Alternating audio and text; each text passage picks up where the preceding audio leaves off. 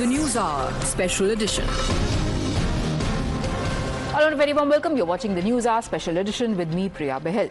Today, as we speak, the tit-for-tat attacks between Iran and Israel are only escalating further. At least 128 people have been killed in Israeli offensive, while 11 have lost their lives so far in Iran's retaliation. This theater of war is getting more and more dramatic by the minute, as after targeting defense and nuclear assets, Israel has now struck Iran's oil and gas sector. In the middle of all this, US President Donald Trump is back with his compulsive trade talk. Distancing itself from military conflict, the United States initially was very careful. Trump has now warned if the US is attacked in any way, Iran will face the full might of US armed forces like never before. With confrontations dominating the strategic sphere from Ukraine, Russia to Iran, Israel, Indian Prime Minister Narendra Modi is on his first trip abroad after Operation Sindoor. Apart from visiting Cyprus, Canada and Croatia, PM will also be at the same table as Trump at the G7 summit. The conglomeration of all these factors means that the week ahead is sure to generate a lot of globally significant headlines. However, for the political opposition back home, it is all about securing domestic brownie points. Today, even as PM met the president of Cyprus, a historic ally of India through thick and thin, Congress leaders mocked it as a meeting with a country the size of a Delhi neighborhood, basically trying to show that it's insignificant. In fact, this comment was made by Deepak Khatri, a prominent member of the Congress party, implying that Prime Minister's visit to a country like Cyprus is nothing but a photo opportunity, as according to him, PR matters more than population. So is Prime Minister's visit to Cyprus really a waste of time? We will ask our guests in a bit. It has been a great friend of India in the India-EU context, and all of you know that it will take over the presidency of EU the 1st January 2026.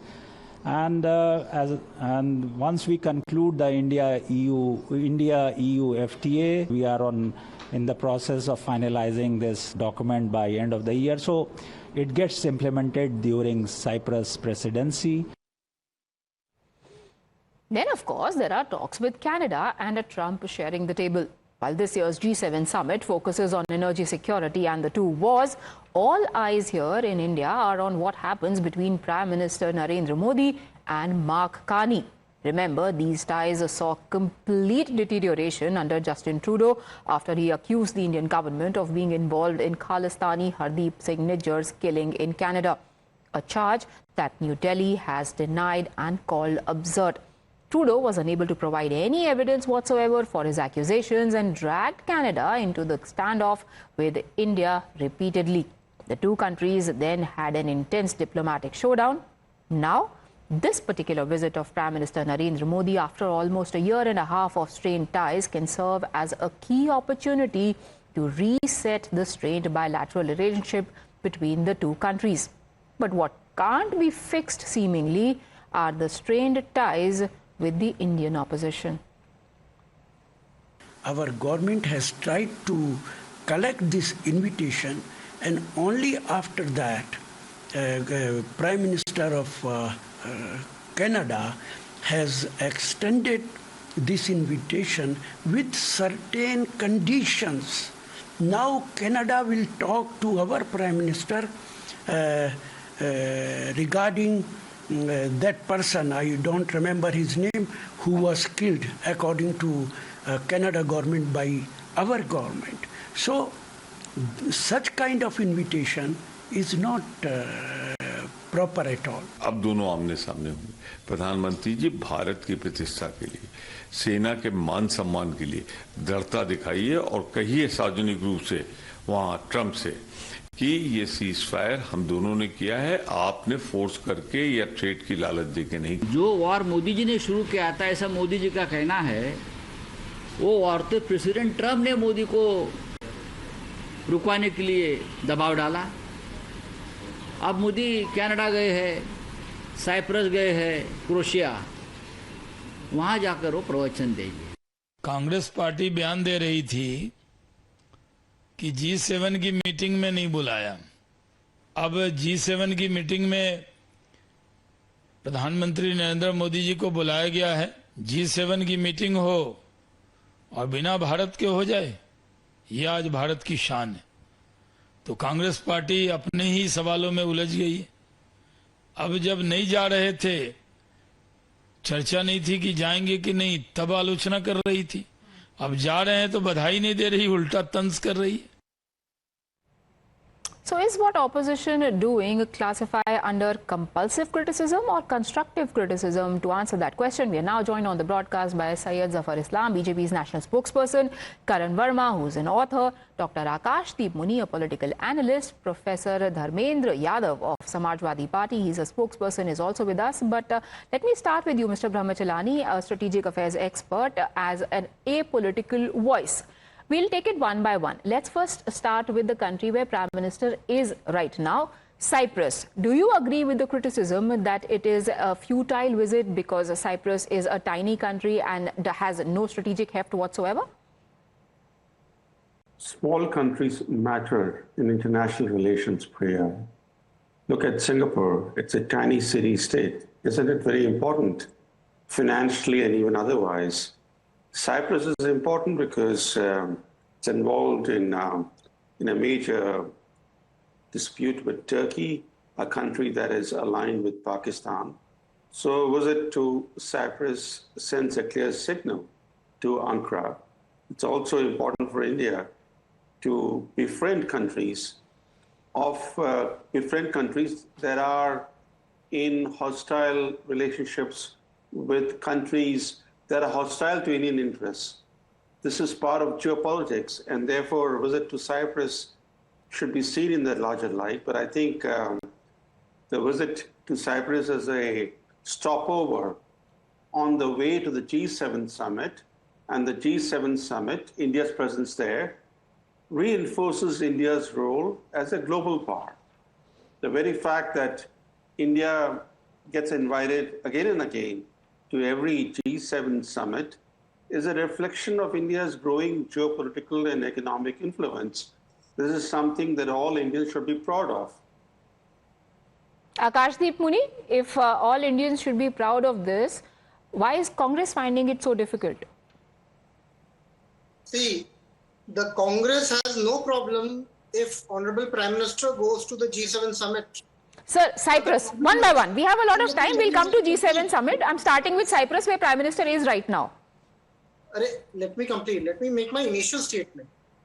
The Congress, through its General Secretary, Jairam Rameshji, has clearly raised concerns that Prime Minister has time to go everywhere, but Honorable Prime Minister has no time to go to Manipur since last 2 years, where a total of 258 people have been killed, 1,100 injured, 60,000 displaced, 4,786 homes burned, and religious sites 386 burned.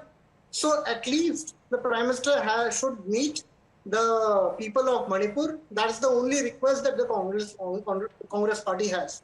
Second point, you remember when the G7 summit invitation was delayed, all the media agencies and prominent media agencies and supporters of Bharatiya Janata Party said that agar Prime Minister ji ko milega bhi invitation, fir bhi nahi jana chahiye Canada, because Canada has raised concerns on Khalistani Niger, on India.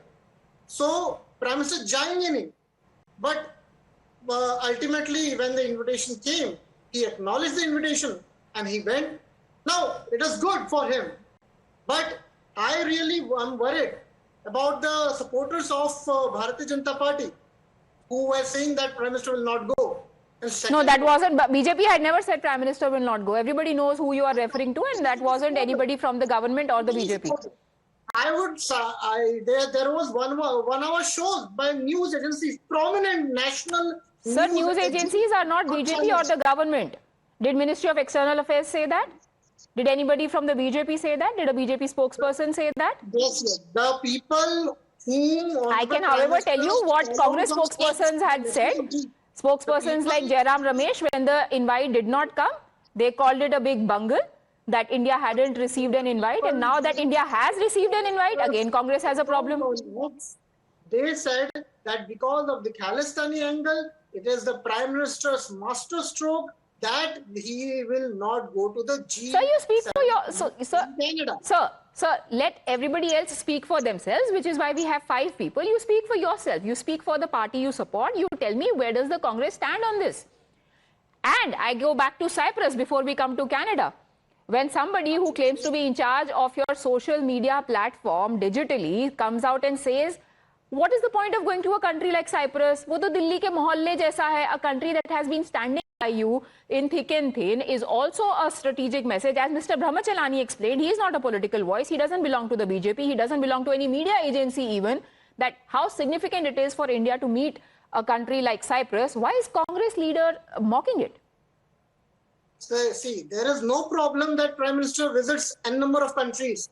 But when Operation Sindoor happened, how many countries stood by India? How many countries stood by India? Tell me. So you're evading my question. No, I'm not evading my question. Your question, I'm asking you that how many did Cyprus stood by India? Did it came out clearly and said that okay, we will be boycotting Pakistan. Pakistan is a terror state. बताया उन्होंने नहीं बताया फिर भी आप Cyprus की गान गा रही हैं ये तो गलत बात है मैम ये तो जफर इस्लाम जब पहलगाम अटैक हुआ फिर भी साइप्रस बाहर आके ये नहीं बोला कि पाकिस्तान एक टेररिस्ट स्टेट है पर फिर भी आप साइप्रस की गान गा रहे हैं Turkey was with Pakistan.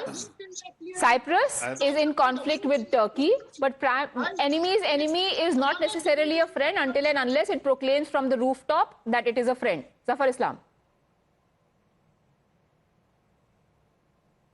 I think those who do not understand the foreign policy and the growing influence of India on a global platform will speak about such thing what the Congress spokesperson is speaking. See, you have to understand 2 things. It is important for India to engage as many countries as they can because we want to have a good relationship and good bilateral relationship with every single country globally, wherever it is possible. And it should be a constant effort and continuous effort from the government of India to engage more and more countries to have a better bilateral ties. For instance, India is going to, the Prime Minister is going to Canada. It is not important because bilateral ties are not important ties. India's invitation should be seen less on bilateral ties with Canada and more of its stature in the global democratic order. India is now is a very important country for many countries, and that's why we are engaging all the Western world or Western bloc on our own terms. And that is something which Canada must have seen, that our deepening ties with US, UK and France is something which they cannot ignore. So they have to also, they want to de-escalate, they want to reset ties with India. And similarly, India definitely under the new leadership of Carney definitely would want to have a better ties with Canada. There are some issues. Of course, there are some issues, but resetting ties with Canada definitely will help both the countries. And it is important given the, as Brahmaji said, because growing economic influence, people-to-people ties, this is something which is important. And that's why both in countries have definitely shown willingness to reset ties, even though they may make it very quiet affairs in terms of making any announcement and all, but it is important for the country to have better ties with the country which is showing willingness to reset. And that is why the government of India may have, or the Prime Minister has chosen to visit. But Mr. Zafar Islam, Congress is saying, in fact, Rashid Alvi in particular is saying that this invite is conditional because Canada will speak about Niger. So Prime Minister should have chosen not to accept the invite. I think Mr. Alvi must understand that it is a G7 platform. We are not going for a bilateral discussion. And that is why you have to understand the growing influence of India on global platform, and the invitation should be seen less on bilateral ties, more on India's position in global platform. And that is why it is important to see differently than bilateral ties. If had it been a Canada invitation from Canada for a bilateral discussion, perhaps we could have discussion could have been different than on what we are, the invitation which has been received for a G7 summit, which has been a constantly India being invited since 2020, and every time it has been invited, it should be seen differently that India's growing influence, India's stature globally has improved significantly. That's why the invitation is coming every year, irrespective of which country is hosting G7 summit. Dharmendra Yadav, where do you stand on this? Because for Congress, it looks like it is a damned if you do and damned if you don't situation. Is Samajwadi Party in agreement? Priya ji, सवाल ये है कि किसी देश के visit करने के लिए हमें मिल क्या रहा है, हमारा पर्पस क्या है। अगर मोदी जी पर्यटन करने गए हैं तो कोई बात नहीं, अगर हम कुछ अचीव करना चाह रहे हैं तो कंट्री को जानने का हक है कि मोदी जी अभी तक टोटल मिला के 73 देशों का दौरा कर लिए, साइप्रस को मिला देंगे 74 देश हो जाएंगे और 88 बार जा चुके हैं। तो जो हमारी फॉरेन डिप्लोमेसी है, फॉरेन डिप्लोमेसी की जो चेकिंग थी वो हमने ऑपरेशन सिंदूर में देख लिया। इससे पहले जब भी ये फॉरेन ट्रिप पे जाते थे, टूर पे जाते थे प्रधानमंत्री जी, देश की main stream media, Bharatiya Janata party के सबसे बड़े बड़े नेता उसको इस तरह से शो करते थे जैसा लगता था कि भारत के प्रधानमंत्री नरेंद्र मोदी जी एक बहुत बड़े अचीवमेंट को लेकर के वापस आ रहे हैं। उसका नतीजा क्या हुआ? 88 बार विजिट करने के बाद जब हमें जरूरत पड़ी ऑपरेशन सिंदूर में फॉरेन डिप्लोमेसी को चेक करने के लिए कि हमारे साथ कितने देश खड़े हैं 88 विजिट के बाद, तो उसका नतीजा शून्य आया। अगर आप 88 सवालों का जवाब देने के बाद शून्य पर आउट हो जाएं तो ये सवाल पूरे देश का बनता है, विपक्ष का बनता है, इसे मुंह नहीं मोड़ा जा सकता है। ठीक है, साइप्रस ने तो स्टेटमेंट इशू किया था ना। Cyprus had clearly said that we condemn the killings in Pahalgam and the terror attack in Pahalgam। तो अगर मोदी जी वहां जा रहे हैं और कांग्रेस के लीडर्स उसका मजाक उड़ा रहे हैं ट्रिप का और आपके पार्टी के एक नेता उन कमेंट्स को रीट्वीट कर रहे हैं, तो क्या आपको लगता है वो गलत कर रहे हैं? शून्य नहीं है ना रिजल्ट। मैंने एक तो देश के विदेश मंत्री ने कहा था, वन तो है ही। आप सुन लीजिए ना, मैं जो बता रहा हूं, देश के विदेश मंत्री ने क्या कहा था कि हमें ज्ञान नहीं चाहिए, हमें साथ चाहिए। तो जो आप बता रही हैं ना कि उन्होंने आप सपोर्ट किया था, वो ज्ञान था। आपके साथ खड़ा होना किसी युद्ध में, ऑपरेशन में, वो एक अलग विषय है। जैसे तुर्की खड़ा हो गया पाकिस्तान के साथ, उसने हथियार भी दिए, पैसे भी दिए, उसके आप सुन लीजिए ना, उसने हथियार भी दिए अपने, उसके साथ खड़ा रहा, बिल्कुल ओपनली खड़ा रहा। आपका चाइना उनको हथियार सप्लाई किया, उनके साथ खड़ा रहा। भारत के साथ कौन खड़ा रहा? दूसरी महत्वपूर्ण बात यह है कि जो फॉरेन डिप्लोमेसी है, भारतीय जनता पार्टी पूरी तरह से फेल है और मोदी जी फॉरेन डिप्लोमेसी पे बात ना करें तो ज्यादा बेहतर होगा। उसका कारण मैं बताता हूं आपको।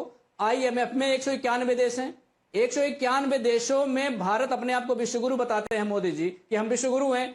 IMF ने ऑपरेशन के दौरान 8,000 करोड़ रुपए की फंडिंग पाकिस्तान को दे दी। आपने क्यों नहीं रोका? आपने बाकी देशों समर्थन क्यों नहीं इकट्ठा करा? क्यों नहीं आपने कहा इसका मतलब 191 देश भी आतंकवाद के साथ खड़े हो गए?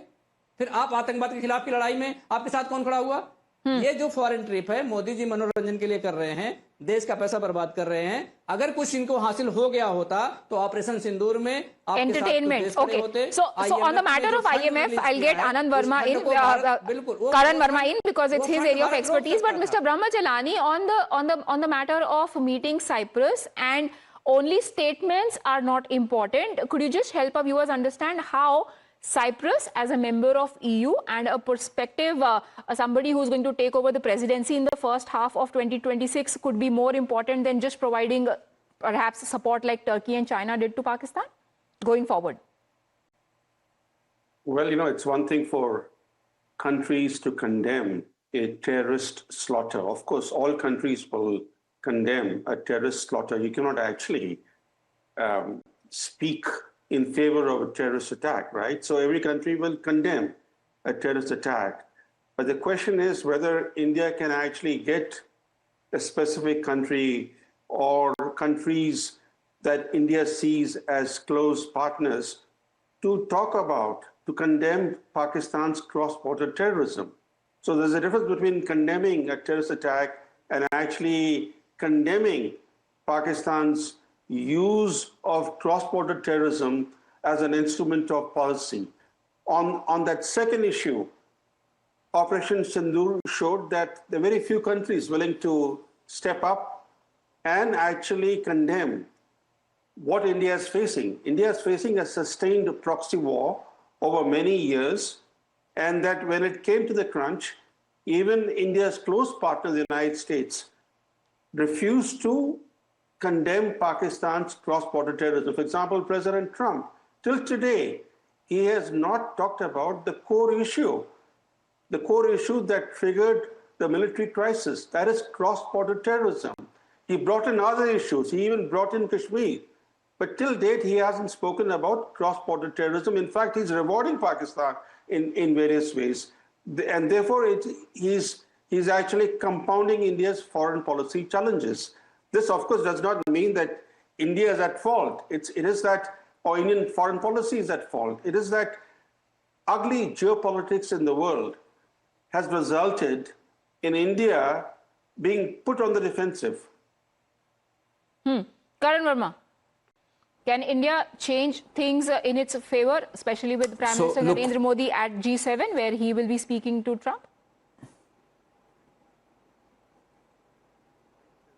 So, look, Priya, we need to understand things in perspective. The way the reductionist arguments given by the Samajwadi Party and Mr. Akash Muni don't work in the geopolitical sense.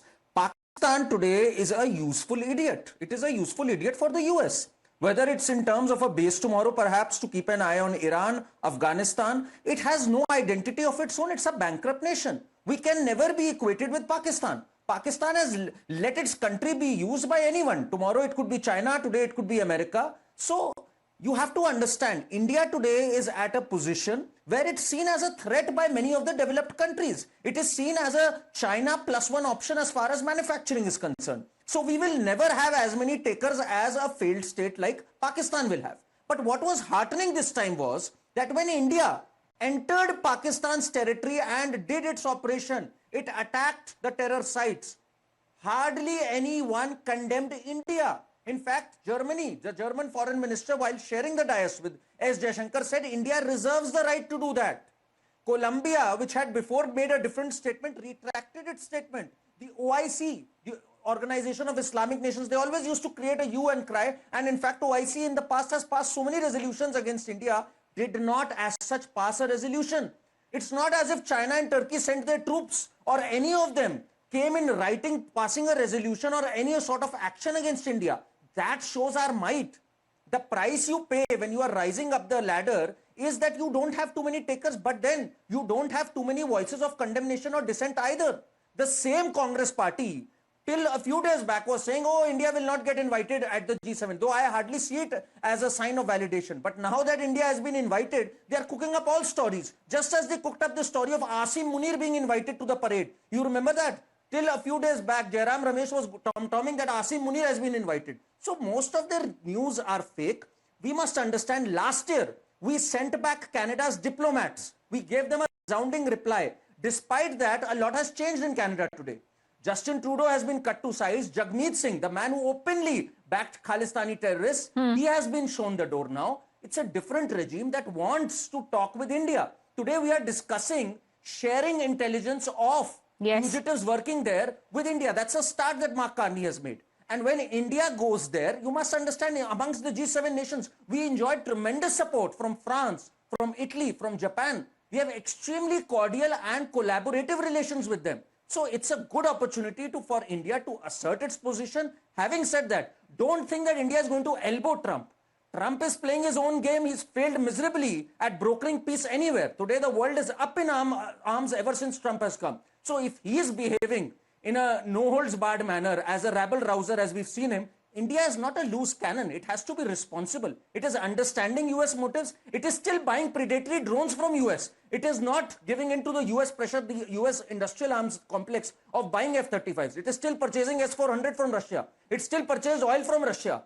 So we are a very balanced and a mature nation, and that is the hallmark of a nation that's rising up the ranks. We must celebrate that rather than going this Narendra surrender route or Modi ji is going for a holiday. These people need to be mature, at least in these perilous times. Yes, Akashdeep Muni, you wanted to rebut. Yes, yes, yes. Priyaji, I really pity people like Karan Verma who don't see they can't see the things. What happened after Operation Sindoor? Pakistan was elected to UNSC Counter-Terrorism Committee Vice Chair. Just imagine, after Operation Sindoor, Pakistan was appointed chair of Taliban's Sanctions Committee for 2025. This shows that we are a diplomatic blunder. Still, these people will justify. No country called Pakistan a terrorist state. Pakistan gained $1 billion loan from ADB, Asian Development Bank, and then billions from IMF. Even Russian President Vladimir Putin, our all-weather friend, endorsed US President Donald Trump's mediation in India-Pakistan ceasefire. This challenges our no third-party involvement thing. Even China's intervention China has started to broker intervention between Taliban and Pakistan. Just imagine where the geopolitics is going. Countries like US, Japan, UAE adopt balanced stance. They said that peace is needed. They never said that what Israel said. Israel said that Israel clearly supported India. Not a single country, apart from Israel, supported India. When Pahalgam attack happened, our Honorable Prime Minister was at UAE. UAE should have come in support of India, but it did not. And people like Karan Verma cannot see diplomatic blunders still. And they are still in figments of imagination. कि भाई सब चंगा सी नहीं है साहब. Things ये बहुत बुरा है. आप लोगों की वजह से बुरा है. क्योंकि आप लोग क्वेश्चंस नहीं पूछते हो. आप लोग भक्ति में नहीं लीन हो. भक्ति में लीन छोड़ो. कुछ प्रश्न पूछो कि काउंटर टेररिज्म कैसे वो वाइस चेयर बन के पाकिस्तान. ये तो पूछो. इतना तो दम दिखाओ. इतना दम नहीं है तो फिर काय का ऑथर, काय का पॉलिटिकल एनालिस्ट. करण? नहीं देखिए, ये बहुत पर्सनल हो रहा है. बहुत अच्छी बात है. मुझे ही पिटीज मी, आई पिटी हिज स्टूडेंट्स. जो इनके स्टूडेंट्स होंगे जिनको ईयू नहीं पता ढंग से क्या है, जिनको पता नहीं है तालिबान और पाकिस्तान में कौन किसको ब्रोकर कर रहा है, तो I pity his students. I won't comment, I won't stoop to the level of Akashdeep Muni. We all, the world knows how intelligent he is. Every day on Times Now he exposes himself. Anyways, इस पे आगे बढ़ते हैं. मैं एक बात जरा बता दूं. I exactly made the same point कि Pakistan today is a useful idiot for America because of its geopolitical positioning, whether it's tomorrow to keep an eye on Afghanistan, on Iran, because of the tension that's happening with Iran. And I think Professor Brahmachalani would agree with me that it has always been a useful idiot in terms of a strategic base. All these Pakistanis were cheering on when they thought that Taliban is coming over, so Pakistan will have a field day, but it didn't happen. What happened with Tehreek-e-Taliban Pakistan? What happened with BLA? So Pakistan is imploding from within. This is the typical carrot and stick policy that America uses. It destroyed Pakistan pretty much. When in the so-called war of terror, they use Pakistan. Even that policy, Karan, might not be working for Donald Trump, because in the latest reaction that has come in from Shahbaz Sharif, he has said we stand in solidarity with Iran. So it looks like Trump's game is not working in his favor, Mr. Chalani. Well, sorry, I didn't get the question. Can you repeat that? So the question was how Trump is is using Pakistan, or US is using Pakistan as a friend. But what I am saying is, given the latest reaction that has come from Pakistan's Defense Minister, Khwaja Mohammad Asif, who says that in this crisis we stand by Iran, even Trump's game is not playing out in his favor. Well, Trump is playing the role of a disruptor. He has turned disruption into a virtual doctrine. He has even undermined America's long-standing strategic partnerships with countries such as India and South Africa. But Pakistan, the fact is that Pakistan is ever willing to serve as America's pawn. So why will US policy not seek to partner with Pakistan? It was the US that aided Pakistan's covert acquisition of nuclear weapons. It is the US that built up Pakistan as a military counterweight against India. Before that role was taken over by China.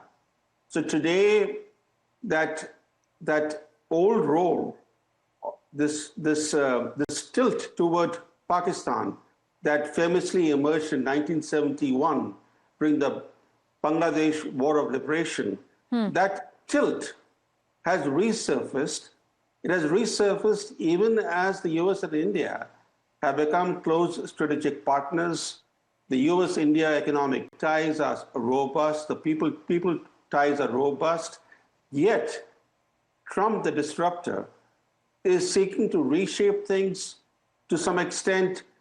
It is also related to his own personal business interests. Pakistan on April 26 cut a cryptocurrency deal with Trump's family firm. This was 4 days after the Pahalgam terrorist attack. And we know that factor has weighed in Trump's policy toward Pakistan. The way today the Pakistan's newly minted Field Marshal, Asim Munir, is in the US. He's being hosted by the Trump administration. He's there on a 6-day visit.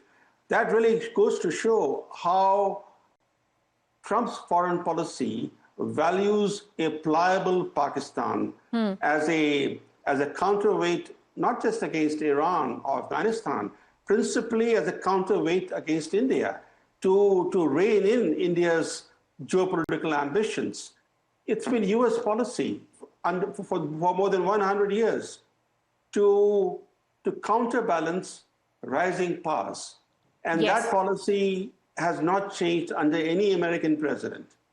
And perhaps it is because of this unpredictability that India needs to very carefully chart the course ahead when it comes to the foreign policy. And in that endeavor, it needs the support of everybody in the country. Thank you, gentlemen, for joining us on that debate. We take a very quick break. On the other side, we speak about the new sabotage angle that has been injected into the investigation of AI-171 crash by the opposition leaders.